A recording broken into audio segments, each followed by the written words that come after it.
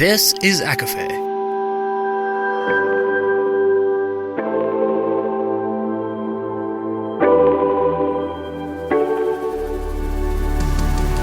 Laura Marie and Jessica Marie proudly present a collection of fandoms and exploration, a podcast. Fair warning, everything the hosts say is explicit, full of spoilers and adult content, and shall not be used against them. They have opinions. Let's try not to drag anyone for expressing themselves and just have fun for an hour. We all deserve it. This episode has spoilers from Heated Rivalry, both book and show, as well as Game Changers Book 1 and ACOFAE spoiler mention.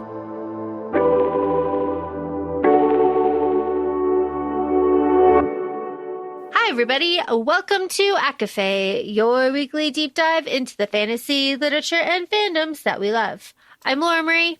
And I'm Jessica Marie. And today we are discussing Heated Rivalry by Rachel Reid, which is book 2 in the Game Changer series. And being that we are a podcast of exploring all different genres, yes, mainly fantasy focused, but also exploring fandoms, what a great way to kick off Pride Month with discussing the fandoms of Heated Rivalry book 2. And Laura, I have an unpopular opinion. I don't know if it's unpopular.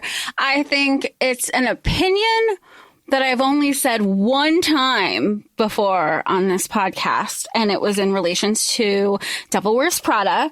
And I think the show is better than the book, which is, I feel, a controversial thing to say because the show was ripped right from the book. It's literally copy paste. So Jessica Marie and I have been trying to figure out, like, why does she feel this way? Why does she feel this way? And I don't have this feeling because I guess, confession, didn't watch the show. I watched the show through social media, as one does. And I saw all of the highlights. I've seen all of the takes. I've seen the criticisms. I've seen the praise. I've seen all of the edits. I've seen the eyes. I've seen the Twilight edits. I've seen it all. I've seen it all, right? And I read this book 2.5 times, and I enjoyed this book for what it is. So to hear Jessica Marie be like, this book, I cannot put my finger on why you feel that way, and I know you can't either. So listeners, if you also have a feeling like this, please let us know your feeling. But we are going to explore how we feel about this a little bit. So Jessica Marie, you have been in this fandom for a bit, yes? I mean, basically since the trailer came out. I didn't know it was based off of a book series, but, you know, I love a hockey romance. So anything with, and not even hockey romance, like I love hockey. Like I went to the playoffs last year. I'm surrounded by 4 NHL teams within an hour of where I live. I'll just go, I'm very much a go sports. I'll go to a hockey game just to watch hockey. I genuinely love the sport. I think a little bit through working through, I was looking for something more from the book because I watched the show first. Not only did I watch the show first, I watched it on repeat. I've gone back to episodes. I've done the Heated Rivalry night. I was so deep in the fandom and still am kind of, but it's just the fandom conversations have changed so much. I think reading the book, I was looking for something more that I hadn't already gotten out of every other medium that I had explored. So reading it for the first time, finally, I've already read Game Changers, and Game Changers is different because you only get one episode of that book, and Game Changers, you get all the details that you didn't necessarily get before. But Heated Rivalry, I do feel like the adaptation, like by the time I read this, I was like, so I've gotten nothing new. And I say that with like I've seen the fan edits. I've seen people take the excerpts of the book and pair them with the scenes. And so I just didn't feel like anything new was additional. And we're not having this conversation to critique or have a full on discussion. Like, I think it's a basic discussion of this fandom in general and, you know, book to screen adaptations as well. Book to screen adaptations can go either way. And I do feel that the actors can elevate or not the material. And it is very clear that everybody that was involved with the Heated Rivalry show elevated everything. We know that there was no budget. We know this, but you wouldn't know that really watching it, right? Like, you wouldn't know that it's just a blanket and not say, like, you wouldn't know any of that stuff. It's fantastic. And also, just our two main actors, I don't want to say sell it, but like, they are in it. They are so in it. Like, what is it? Ilya's lost in the sauce in a few bits. Like, we get it. The fact that the actors were able to take the material and elevate it speaks to their talent and speaks to everybody involved there. But also, you have to have the bare bones for someone to do that. Like, you're only able to elevate something so much. Like, it has to be decent to start with. And I having only really read the book, and having my experience there, I think the book is fine. Like, for what it is like a delicious little romance. Am I a gay man? No, I am not a gay man. Was it super sexy? Not particularly. That's my taste. That's me. I am fine with penis on a good day. So it was a lot of descriptions of leaking dick for me. And I'm not the audience, and I know that. So, like, I knew that going in.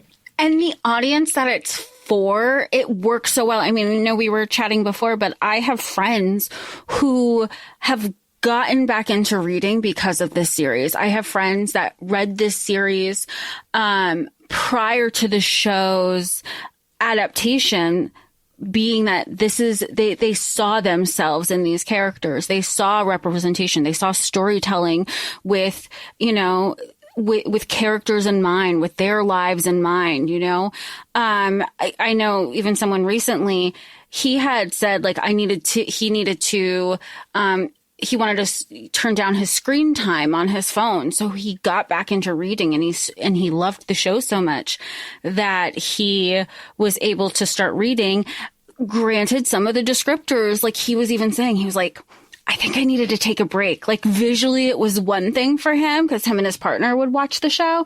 And he was like, but reading it, there are a lot of details that he was like, I know what these details are. I've very much lived experience, but reading it was very different than visually seeing it. So I do think, like, it's not I don't know. It's wonderful to see the storytellings and wonderful to have the conversation that it is mainstream. Again, you and I both also live in very progressive areas, that this would be part of the mainstream conversation, because this is very, very part of the worlds in which we are in. And the audience that this is for, right? So, I mean, the conversation about women writing, the word, okay, we understand. But, like, the gay community really finding themselves in this is very special. And that speaks to the fandom, because the fandom has kind of turned a little bit toxic towards the queer community when it comes to this. And that is really weird. That's a weird thing. Honestly, what the fuck? It's so weird. Like, the amount of, like you said, I did Heated Rivalry night. I don't think there was a straight person in sight. Like, it was but I did Heated Rivalry night on 14th Street at Irving Plaza in New York City. Like, there was never a question that was going to be a concern. But there are places that I've seen and have been on the news where those queer spaces have been kind of, like, for lack of a better word, infiltrated by straight women, and there were men who had said, this is a queer space. I am a gay man, and I'm being told that I'm being asked to leave this space because I'm making these women feel uncomfortable. What?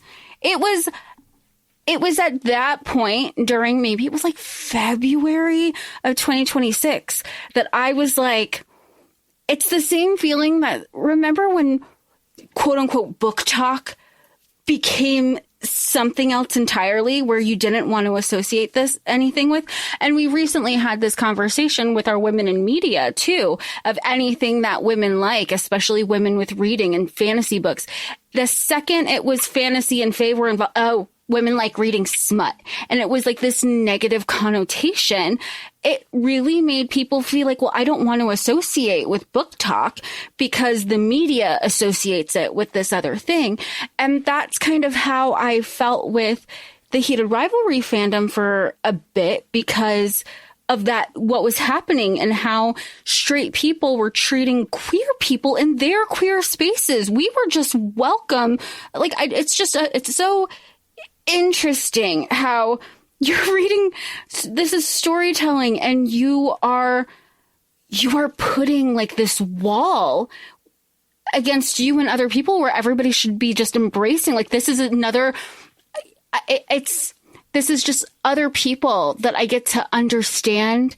And that's one of the best things about reading is like, you might not have had that lived experience, but having some insight to somebody else, especially when, I grew up in the South, it was very, very different. It's probably not so different now. There's probably more just open hate, but going to college, leaving those small towns, being exposed to other things, that's what reading is doing. So why wouldn't you want to keep exploring those worlds that you were never in before and have a natural curiosity and be respectful about it? Let's also point out that to a lot of men, this book is a fantasy because there are no descriptions of the douching that's happening. There is no the fleeting. There's nothing like, the prep that Shane has to be doing on game day, like game night, like wow. Wow. And then and then having to sit down and travel the next day for long periods of time, but that's never addressed because for a certain, select group of people, this is a fantasy. They don't have to worry about that. That doesn't exist here. And the creator has said that this is a fantasy, that you don't need to see Shane doing any of that. We're not here for that, right? Like, we can just cut all that out. The creator has said that. And the conversation that I've seen in the queer community is that these storylines are joyous and celebrating. And that has been something that's so refreshing. And not just always this like, oh, you're part of the queer community, like that you see in mainstream, like storylines of like I think of Pose. Granted, it's like you're talking about the AIDS epidemic in the 80s here in the United States.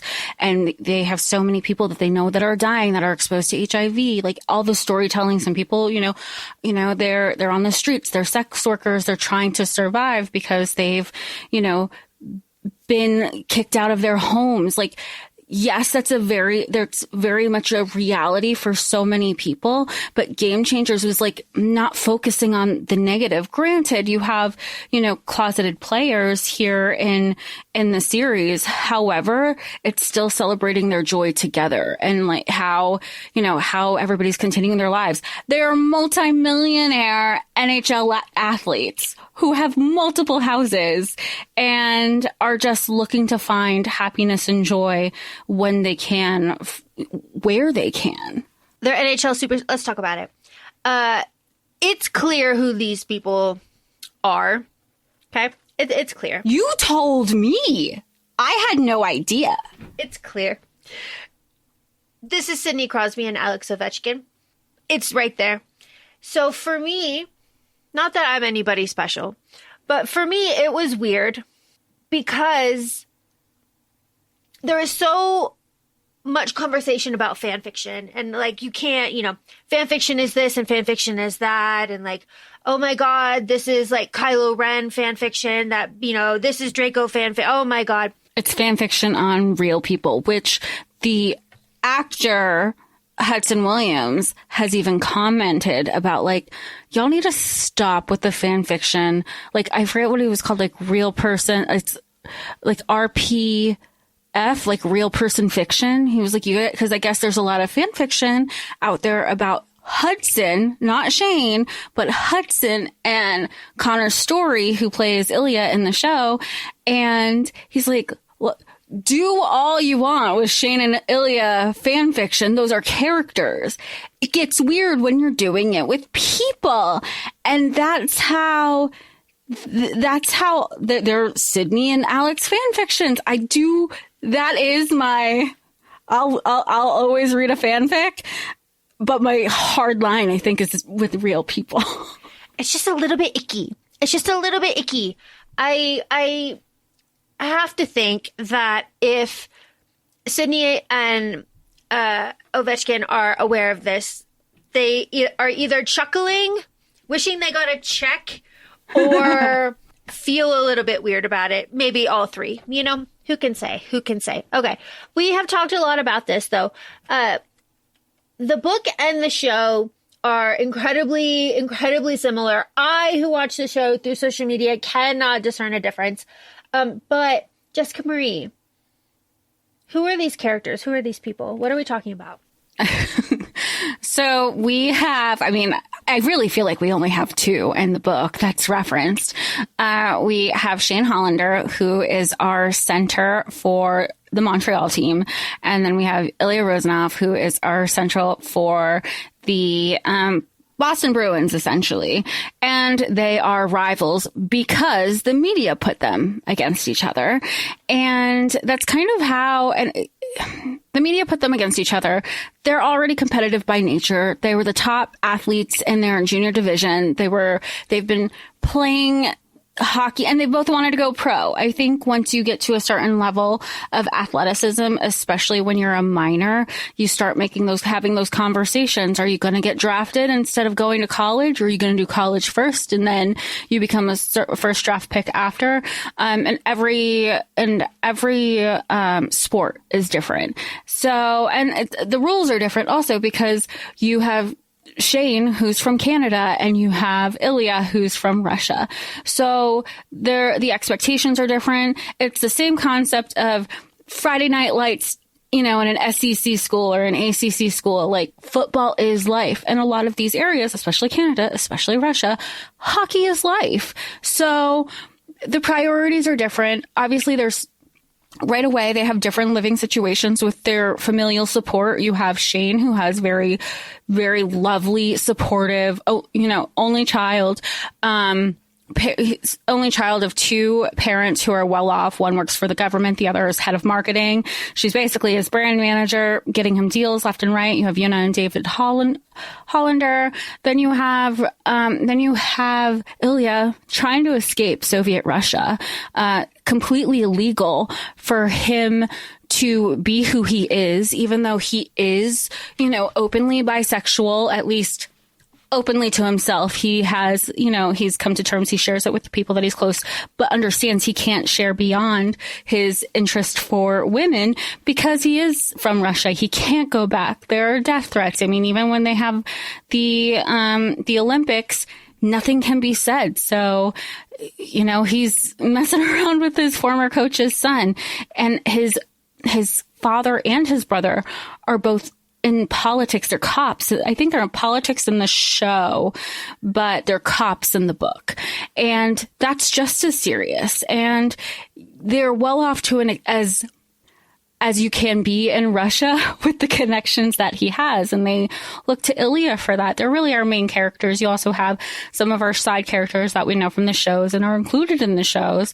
They have Hayden, which is like Shane's big brother, teammate, BFF on the team. You also have Marlowe, who is on Ilya's team, who they're kind of close. But then we also have the women in the books, who are just as important to Shane and Ilya's storylines. You have Svetlana, who Ilya has grown up with. Her father was a former NHL player. And then you have Rose Landry, who is a romantic interest for Shane at some point. But then they become best friends because she becomes a confidant for Shane because he doesn't have a lot of people to kind of share his truth with outside of Ilya.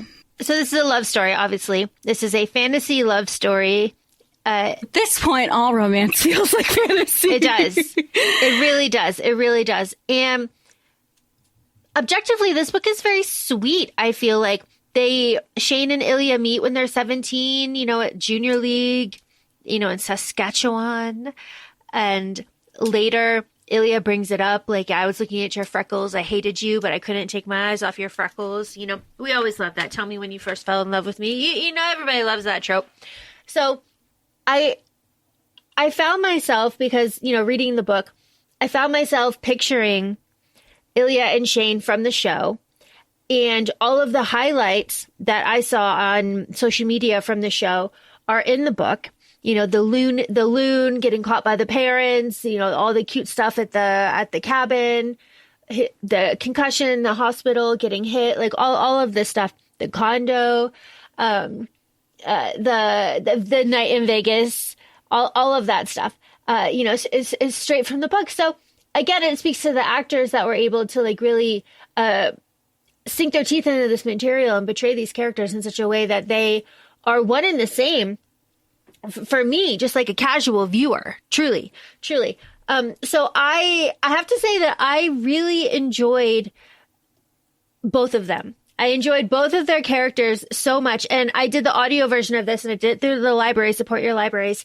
And I thought that the narrator did a really fine job. Though I liked how he did women. He just did the voice a little bit lower. Good for him.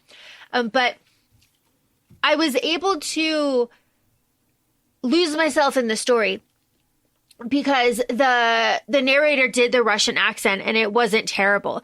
And the way that he talked, for Shane, I was like, oh yeah, Shane kind of talks like that. Like the cadence is a little bit like that. Like I can really see it. And then, so it made, for me, this is my experience, it made listening to the book, reading the book, a much richer experience, because I was able to meld the two together, and the chemistry between the two of them on the show is undeniable. And in the book it is too, but to have it be such a perfect mesh is, again, unique and special. And when it happens like this, it is rare. And just use the example of The Devil Wears Prada, and there's a couple other ones that we wrote down, but again, I am just hard pressed to find something where it is the source material is so elevated by just everybody involved in the production. I am in awe of that. The show feels like a love letter to the book, I think, because it's so true to it. I think which is also, I know one of my frustrations with Devil Wears Prada, the book versus the movie, was that I feel like you have growth from Andy's character in the movie, and in the book, it's just like, oh my God, you're the most insufferable person. And at no point is that the thing. I do, as we continue to talk this out, I feel like the show was a love letter to the book. All the source material was there. Nothing has really changed. Maybe the team name, but it's like still the Montreal something. And then it's, instead of Boston, I forget what they call them in the show. It's the Boston Bears in the book. But and I'm sure there's like maybe legal components to it, when it comes with like production. But you can tell that the book is handled with such care in the show because it's important to so many people. I mean, the showrunner, Jacob Tierney himself, he read the book and he reached out to the author. He goes, has anybody optioned this yet? And if they haven't, I'd love first dibs. And I think it was, we're recording in 2026 and a new book is coming. There's 6 books out now, and 7th one is coming out in September or October. And I think at that point, I feel like that's almost so many authors' dreams. You know, you're just writing because you love to write. The idea of somebody making an adaptation of this thing that has been out for a long time doesn't cross your mind. And I mean, if anybody's been following up on the series as well, they will know that it was optioned out to studios and networks within the United States. And the United States said, no, or, you know, they were saying like, oh, you would need to change this, that, the other thing. And Jacob was firmly like, no, this needs to be the way it is. This is the storytelling. And then Crave picks it up from Canada. It's great. I mean, Jacob himself is Canadian as well. And then everybody wants to jump on board when they realize it's a money machine, because that is the capitalist society that we live in the United States. And now everybody wants to make a buck. And I mean, the same thing can be said in the NHL community, because so many NHL teams hopped on, including so many different songs and so many different kiss cams and so many different scene edits to their professional games, while also not being supportive of the queer community. It's a very interesting time that we live in, 2026. Interesting, I think, is the appropriate word. Jessica Marie, you're very familiar with this. Why don't you... Hot seat. Describe this love story. How would you know describe it? You know what it reminds me of?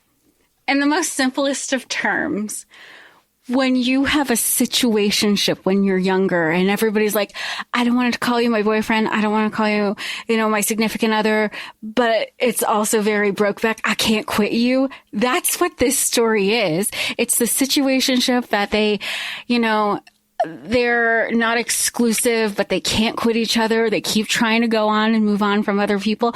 It's also kind of the dream when you're at these stages in your situationship and you're completely infatuated with that person that you're seeing, that you think, yeah, we're going to see other people, but I can't get over them. This is who I'm going to end up with in the end. It's all going to be worth it. That part of the excitement in like when you're not getting your heart broken in a situationship. I was like, I think these two would love TTPD. 7-year situationship. I mean, some of us have done that. So. Ooh, I mean, it's brutal, but remember they were babies. They were babies when this started. So, it makes sense that it lasted that long. I mean, thinking that they only meet up a few times a year, right? It's in secret. They don't even start texting until like way later, years later. They only start texting. And I feel like that same conversation happens with like, and you see it at the end of the show and at the end of the book of having somebody who meets you at your level. The only person who can beat Ilya is Shane, and the only person who can beat Shane is Ilya. And they both have this standard for themselves. And there's also this interest. I mean, even when they're playing on the same team at one point, they were like, thank God. Everybody else can't measure up to me. I finally get to deal with a competent player. Like, that's what's going through Ilya's head. But it's the same thing that, Laura, what I'm currently reading on my Kindle, where they're both like, we're equals. I don't have to carry the whole work now that I don't have these two other people with me. I have somebody who gets it. And I love that you see that respect in each other. And I think that's also what's fun that everybody's seeing is like a mutual respect and a romantic relationship. And also something that is, I guess, like the fantasy of the situationship too, is like they start noticing the little details about your preferences. They start, doing certain things because they know that you like it. Why did he give me a ginger ale? How does he have How does he know that? Like, I guess I know a lot about him too. Like, okay. Like, oh, you've been picturing my room? Oh, it's exactly how you thought? Like, okay. It just, little rewarding things like that in a situationship you cling to, right? Like, that's proof. that's proof. I know. Yeah. It's the validation of like, I knew it's not just in my head, because you have that moment too, where Shane's like, you stopped calling me by my last name trope, and you switched to the first name. And like, they're trying to recover, so not all the cards are on display. And then it leads into the conversation of, don't fuck with me, which I really respect, because that part of these situationships rarely happen. Of, don't fucking lie to me. You know it was different. And it's been different since, like, calling the other person out on their shit and them admitting to it, that hardly happens. Usually they'll call each other and they're like, no, I'm sick, gotta go, bye, you know? But that, once they finally get to a point where we need to communicate and figure out what the fuck this is, because our lives have been changed now that we have our first openly gay athlete at the Stanley Cup. He's at the height of his game, and he's like, I gotta retire. Y'all figure it out. Well, and let's talk about that too, because that is, I think, episode 5 in the show. Mm-hmm. Yeah, and it's wonderful. 5. And in the book, it is just a scene. It's just like, it is just a scene. We don't have anything except, you know, the text chain between the two of them, and then they call each other, and we have the, like, you know, I'm coming to the cabin, and then it's the next chapter. Which is so funny, because I have the book 1 in my hand, Game Changers, where obviously you have the whole book, and you have that scene, and you have a detailed version of the Vegas scene that we have Ilya mention. He's like, oh yeah, I saw Scott in Vegas. And you and David were like, what did you say? Like, what did you say? He's like, no, it was just like, I was in Vegas at a gay club with a bunch of hockey players. It was cool. And in the book, once you read the book, and obviously I had seen the show after I had seen the show first before I read the book 1, Game Changers. I was reading it thinking, and this whole time, Ilya and Shane are like, when we say, meanwhile, over on this, that's what's happening. So it's really funny that now I'm reading and read the Shane and Ilya book with Heated Rivalry, knowing they're super in love. There was no situationship. They've been together. They're just both very, very, well, Scott's very, very closeted, and he can't be seen with this person that he is in love with. Oh. I have to say, Game Changer. It's driving me nuts. I have to say it. Game Changer. What's that from? It's from YouTube. Game Changer. It's a show. One of Editor Sam's favorites. So this love story spans all of this time. All of space and time. All of space and time. It spans all of this time. It spans their Ilya and Shane's careers, you know, their parallel careers.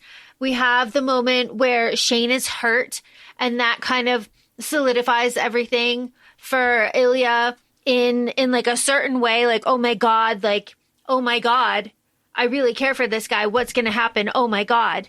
And very conflicted there.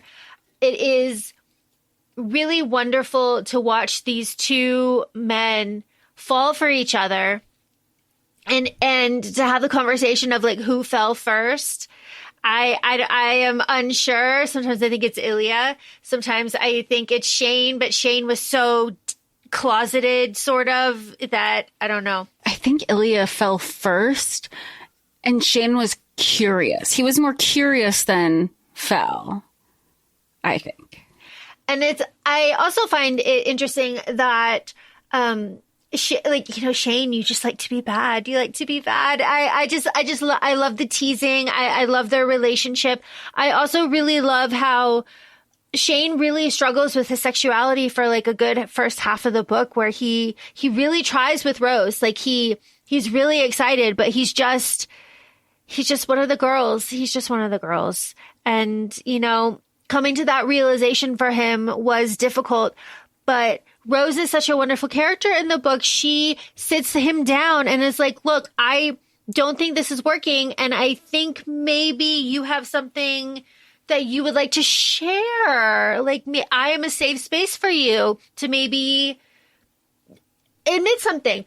And And while that, might not be the best tactic, it really worked for Shane to know that she was in his corner that way.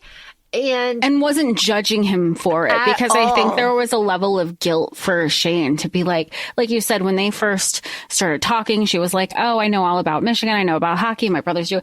I think it was the first, he's been isolated. His whole life has been hockey. Obviously, he was basically drafted. There were talks of him being drafted while he was still a minor.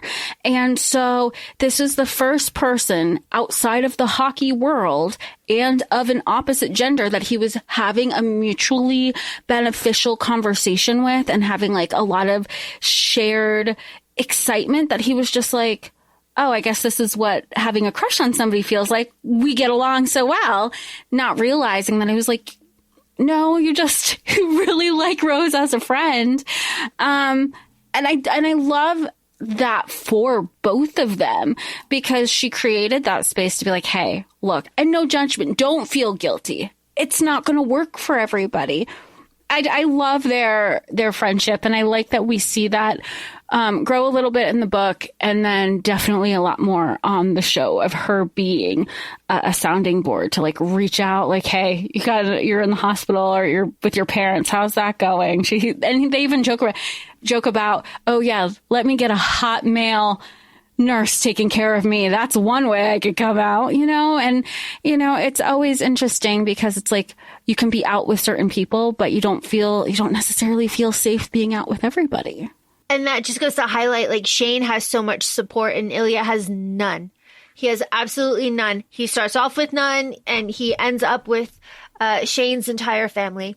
And we love that. We love that for him, because talk about isolation, talk about alone. He has like nobody, and he fills that with, beautiful women and, sports cars and clubs and money and all of this stuff. But he just can't get over Shane. And of course, again, this is the fantasy of our situationship working out. But it is just wonderful to watch this party, this hard ass party boy fall for Shane.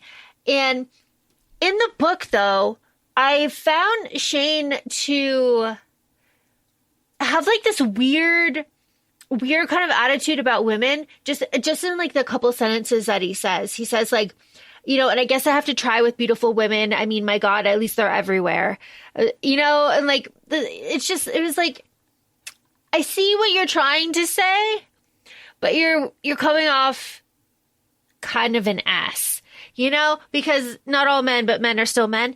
And, and I just kind of got that vibe where it's just like, he's like, well, I guess, women are everywhere. They're always throwing themselves at me. Like, I guess, like, whatever, I can try. They're always there. It's just like, okay, bud, chill a little bit. All right. We get it. But I love, though, that it is the club scene, right, with Rose, and it's that situation where he is actually kind of adjusting his relationship with women with Rose, because now he has a friend and he's in this situation, and Ilya's back there like, I'm jealous. And we love that. I mean, the whole scene, how it plays out on the screen and in the book. I like when Shane at one point is like, I got to get off the dance floor. I'm not even moving. I'm standing here. And I don't know if people have ever been in those scenes. People don't even go to clubs anymore to dance. So I guess, but granted, this is from like the 2000s, 2010s, like this is a different time that people were still dancing at the clubs and the bars. So to have that moment when you're like, you do your lap around the bar, you do the lap around the club before you figure out like where you're going to be situated.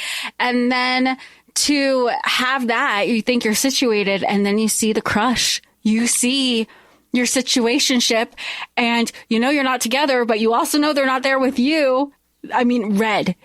And then it becomes a full-on Euphoria Maddie moment where you find who are we going to fuck around with but Shane doesn't do that. Shane is vocally saying, And it happens in the show. But when he does get with women, he's like, I hate going down on women. He's like, it sucks because everybody's in the locker room talk is saying how much it's like this heavenly experience. And he's like, it's not for me. I rather, them basically ride me. I can close my eyes. I can imagine it's somebody else. I could rather them go down on me because he's like, anything to visualize a man. And he's like slowly coming to terms with it. And then when he does say, you know what, I'm going to hook up with other men. And he does, like they do with hockey, he has a trip to LA, he has a trip to Mexico, whatever the case is. Then that's when he's realizing, oh shit, it's not that I like men, but now it's just I like Ilya. And you know what? Fair, because Ilya is gorgeous. Gorgeous. And we love that. We love that little stoic Russian. Just amazing. Amazing.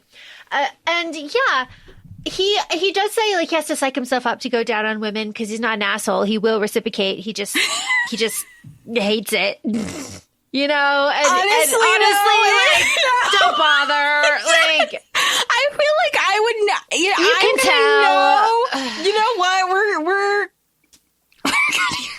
We're done here. Sir. Pack it up. Actually, no, we're good. We're fine.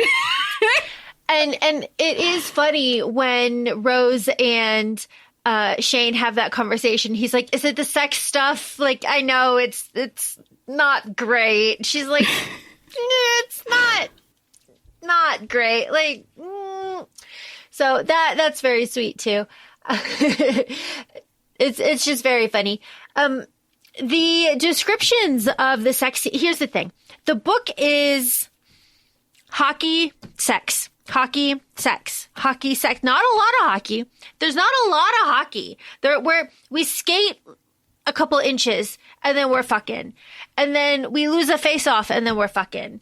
It's there's not like references to hockey being had. Yeah. But there's not like full game time scene happening. Is this your first hockey romance?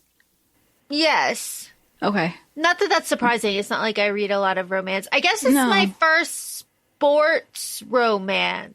That was going to be my follow-up. Was this your first sports romance altogether? Yeah, I guess it's my first sports romance. I'm not big into the romance genre and sports, but I like sports. I love. You have an sports. ESPN subscription. Yes. You literally, I'm well aware you love sports. I love the sports. The sports, Go team. Yes, go team. I love, it's baseball season right now. I love the baseball. I love watching baseball in person. Give me a beer and a hot dog. But you love baseball. I love it. You would go to Philly all the time. All the time. It's amazing. It's so fun in person, not watching it at home. It's like golf at home. Jesus. Okay. Anyway, hockey. So I found then it amusing that this hockey-based book is very light on the hockey, which I expected, and very heavy on the sex scenes, which I also expected. But they're very descriptive in a way that I am unfamiliar with. I am not big on the romance scene. I don't read a lot of that. You know what? Penises are what they are. So the descriptions of like Shane always being wet and him like leaking, like it was just like, oh my goodness. Like, it's not that I was blushing. I just felt like this is not for me. Like, I shouldn't know this, like that's kind of how I felt. Like, oh boys, I'm sorry. I walked in on something. Like, I apologize. I kind of felt that way. Like, you boys have fun jacking each other off. Like, I don't need, it was enjoyable, but also like I was kind of giggly through all of it just because like it has nothing to do with me. So I was just like, yay, happy. Yeah, I wasn't invested, but I know that there's a scene where they talk about that they are preparing Shane to to hook up with Ilya. And at one point, there's a reference of being quote, two knuckles deep. And I was sharing with Laura, I go, I had to look at my own hands. It felt, you know what? After I looked at my own personal 2 knuckles deep, I was immediately brought back to ACOFAE, ACOFAE spoiler, where Nesta could barely put her hand around Cassian. And I was doing that thing again, too. Like, good thing Faye can stretch. I mean, yeah, barely 2 hands. Was it 2 hands or was it 1 hand? It's been a minute. I have a reread coming up. It's gotta be 2. Because we were both like... Because one is gotta be 2. Yeah, one this is a doable. Fantasy. This is a fantasy. I don't know if that's a fantasy for me. Somebody's fantasy. That is a dilated vagina. It's a child head coming out. That's what a child head is. All right. Ew. Oh, man.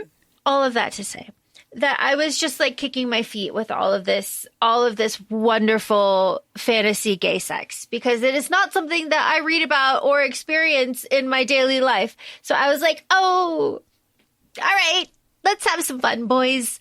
It was very sweet. I thought all of it, the eye contact, the semen everywhere, in the shower, in the lake, on the sheets, in the hotels, in the condos, on the chest. Which also, like, fair for Ilya. When the first thing they were like, oh, the hot tub, he's like, no. Do you know how uncomfortable it? I was like, finally somebody said it. Yep. Nobody wants to be in a hot tub. It's disgusting. Same in the ocean. It's horrendous. The beach. No, absolutely not. Absolutely not. The lake house, though, fantastic. The cabin, amazing. Their time there, delicious. Which is also part of the fantasy, isn't it? Like, that is everybody's dream about a situationship. Like uninterrupted private time where you can just play house is every situationship's dream, mostly. And it's low stakes, because right now it feels low stakes. It's very hidden. There's only them. Only one of them has to run into town. It's just secluded. It's the fun. It is playing house without the commitment, which is why situationships last as long as they do. And it is the cabin scene happens 90% of the book. So there's only 10% left. So we're almost done by the time we get there. So the whole rest of the book is leading up to this domesticity, which I find just so funny, because we go through all these different types of domesticity and how both of them are trying to build a life, and they're going through all these stages of basically their homes, right? Like, they start in hotel rooms, and then there's the condos, but he doesn't live in the condos, but it's a condo.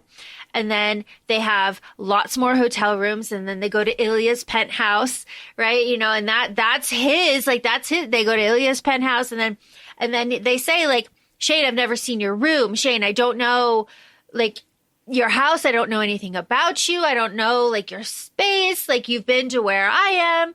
And Shane says, I was scared. Essentially, I was scared to show myself, that part of myself, to you. And it isn't until they go to the cabin at the end of the book that is Shane is like, this is my everything. This is my entire dream. I'm laying it all out for you. And what I find so lovely about that is that it's 2 separate big gestures that are happening at the same time, because Shane is there. Well, first, Shane makes the invitation, which, I mean, how nerve-wracking, right? Just to say, oh my God.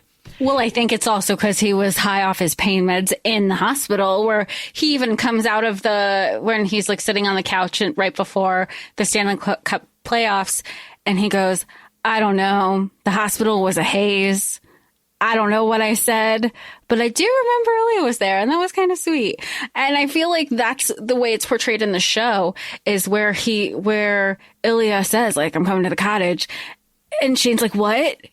Reading the book, the confusion in the show makes sense, because he's like, where's this coming from? What the hell did I say? See, I disagree because Shane invites Ilya to the cottage months before his accident. Months before his accident.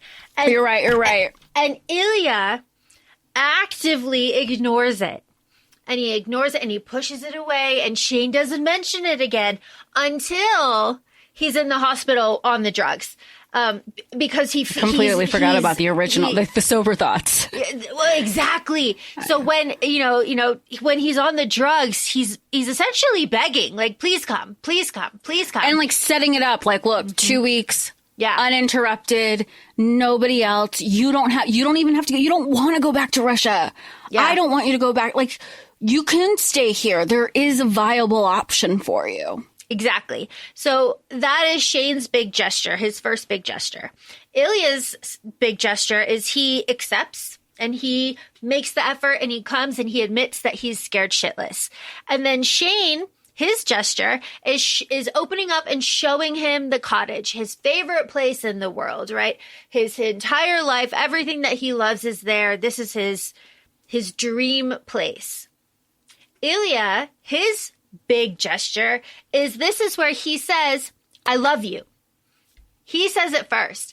And that is Ilya's big gesture. And then Shane says it back. And then they're caught by his dad. And it is so, it was so nerve-wracking. It's so funny. But it's almost like it doesn't matter because these boys are giddy in love. Your boyfriend is here, Shane. You're fine. My boyfriend, yeah, like that's what we are, right? We are lovers. Like, it's so much. It's so fun. It's so fun.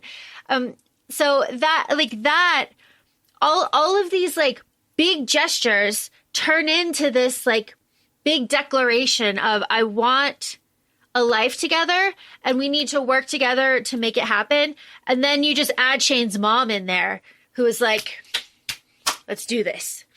I love how even there's so many big gestures too, because the big gestures are intimate. They're sharing, Ilya's sharing about his mom.